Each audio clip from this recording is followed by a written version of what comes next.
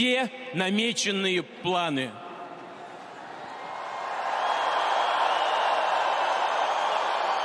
Но дело не только в этих решениях.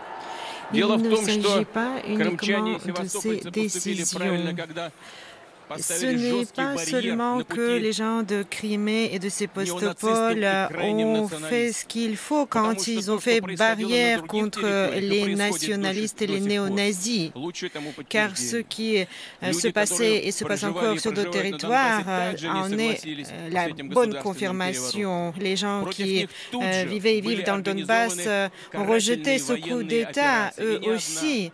Il y a eu ensuite des campagnes punitives qui ont été menées contre ces gens. Ces gens ont fait objet de blocus.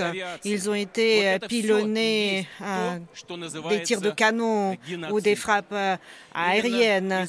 Tout cela, c'est ça ce qui s'appelle le génocide. Et c'est pour libérer ces gens de ces souffrances et de ce génocide. C'est cela l'objectif, l'explication, le fondement de cette opération spéciale militaire dans le Donbass. Cette opération est menée avec cet objectif. Et là, je pense aux paroles du Testament qui disent qu'il ne peut pas y avoir de l'amour supérieur que celui quand on sacrifie son âme pour ses amis.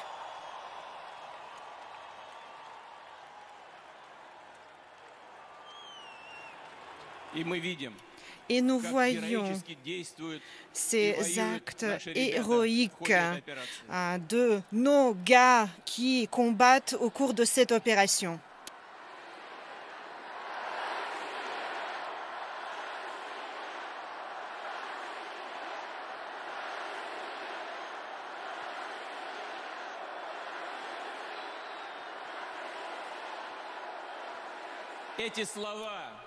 Ces paroles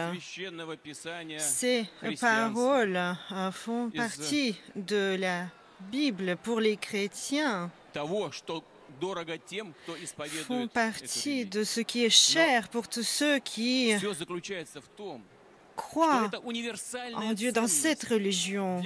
Il s'agit de la valeur universelle aussi pour tous les peuples et toutes les confessions religieuses de la Russie, pour notre peuple avant tout.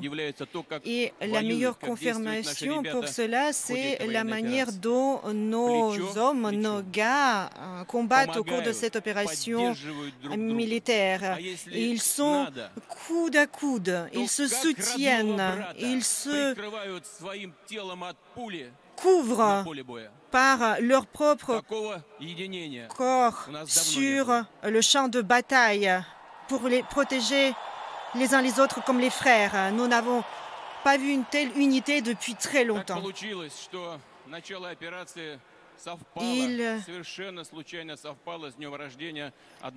C'est une coïncidence que le début de cette opération a coïncidé avec l'anniversaire d'un des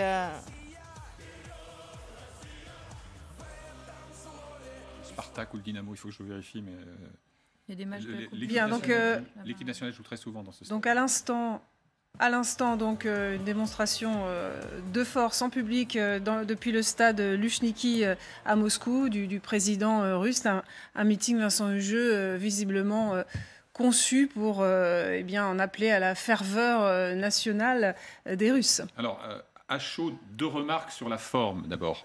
On avait plutôt l'image ces derniers temps d'un Vladimir Poutine reclus dans son bureau du Kremlin, très à distance de ses visiteurs. On se souvient de cette table interminable, etc.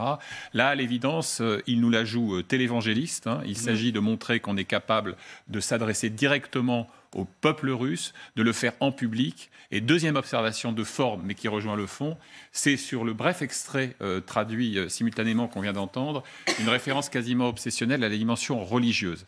C'est pour moi un des aspects, une des facettes de cette agression armée qu'il faut avoir en permanence à l'esprit dans la justification, en tout cas dans le discours de Moscou. Il y a cette sorte de sacralité, il y a une dimension qui est quasiment messianique. Et c'est là on retrouve l'axe idéologique entre Vladimir Poutine et le patriarche de Moscou, Kirill, qui est au fond la caution spirituelle d'une idéologie politique.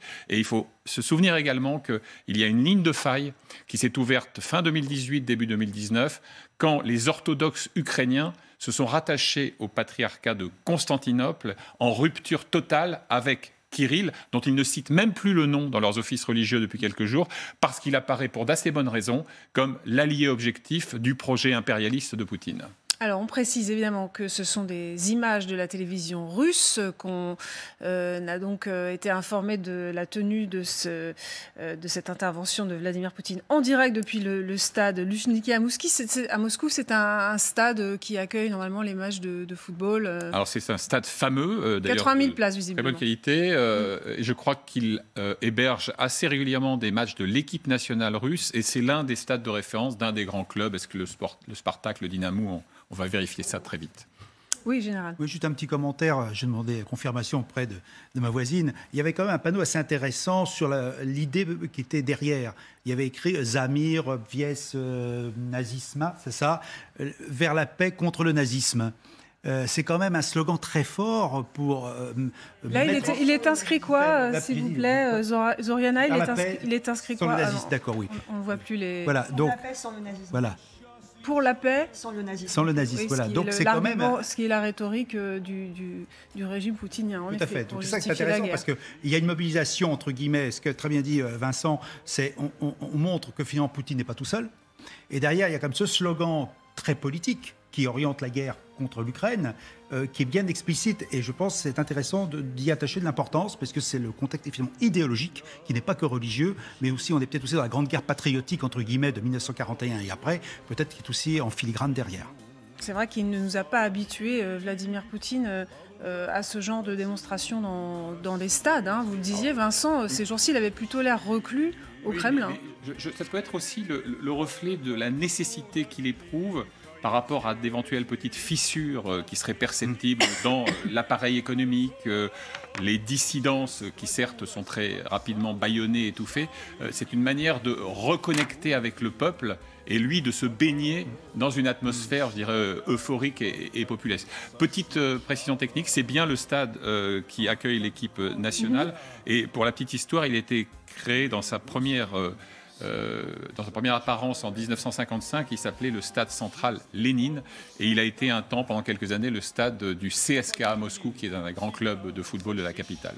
Offensive de Vladimir Poutine, en effet, offensive médiatique, de communication. Sylvia Micco, vous étiez en train de nous expliquer qu'il est apparu à la télévision russe mercredi pour dire qu'il fallait purifier la société russe. Des mots forts. Oui, voilà ce qu'il disait. Effectivement, chaque peuple, le peuple russe tout particulièrement, pourra toujours reconnaître la racaille et les traîtres, les recrachés, disait-il, qu'on me recracherait une mouche entrée dans la bouche. Je suis sûr qu'une telle autopurification réelle et nécessaire de la société ne fera que renforcer notre pays. Et le terme de purification qui est vraiment assumé par le pouvoir, puisqu'effectivement le porte-parole du Kremlin, lui aussi, l'a repris derrière, disait également que certains démissionnent, certains quittent le pays, d'autres enfreignent la loi et sont punis. Il faut savoir qu'il y a beaucoup de Russes qui sont partis ces dernières semaines à cause des restrictions qui ont été mises en place par le pouvoir. Et puis évidemment, il y avait cette adresse aux oligarques, vous en parliez tout à l'heure, qu'il les pointait du doigt. Il disait effectivement, il parlait même d'une 5e colonne sur laquelle s'appuieraient effectivement les Occidentaux, une 5e colonne de nationaux traîtres, ceux qui gagnent leur argent ici mais qui vivent ailleurs, effectivement, les oligarques, ceux qui ne peuvent pas se passer de foie gras et qui ont une villa à Miami ou sur la Côte d'Azur, mais ceux qui ne sont pas ici avec notre peuple. Voilà donc l'alerte de Vladimir Poutine. Charge très violente, Vincent Hegeux, contre oui, mais là aussi, les oligarques. Très instructif, parce que la thématique de la purification renvoie au registre religieux que j'évoquais tout à l'heure à propos de ce meeting apparemment improvisé